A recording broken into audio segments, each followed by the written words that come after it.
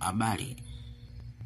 Qur'ani sura ya 56 mstari wa 35 mpaka 37 inasema, hakika sisi tutawaumba maurulaini upya na tutawafanya vijana, wakimaanisha mabikra katika matini ya Kiarabu.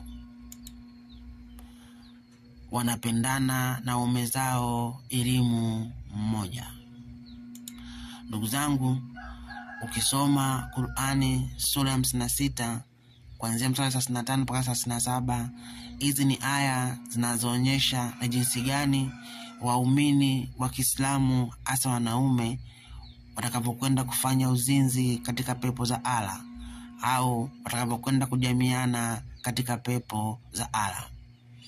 Qur'ani tafsiri ya Ibn Kasir inaeleza kutokana na hizo aya ambazo zinaonyesha jinsi gani wanaume wa Kiislamu watakapokwenda kufanya uzinzi katika pepo za Allah. Inaeleza tafsiri Ibn Kasir, peponi muumini atapewa nguvu za namna hii kwa wanawake.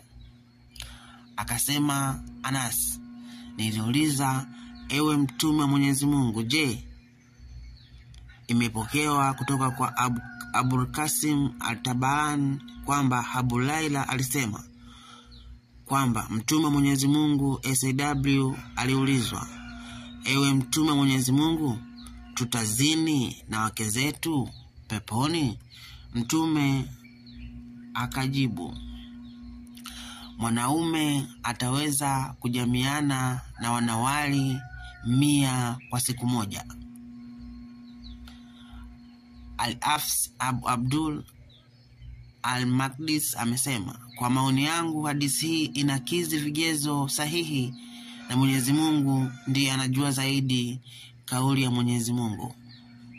Ndugu zetu Waislamu, ina maana Allah hajaona kitu chenye thamani cha kuwapa nyeo waumini wake isipokuwa wanawake? Na je, hiyo pepo ya Allah inawezaje mtu kufanya mapenzi na wanawake 100 ambao ni wabikra katika siku moja? Je, hakuna kazi nyingine ya kufanya katika pepo za Allah isipokuwa ni uzinzi na kujamiana? Hii inawezekanaje? Hiyo ni pepo au dangulo. Mungu awabariki, kafanyeni uzinzi.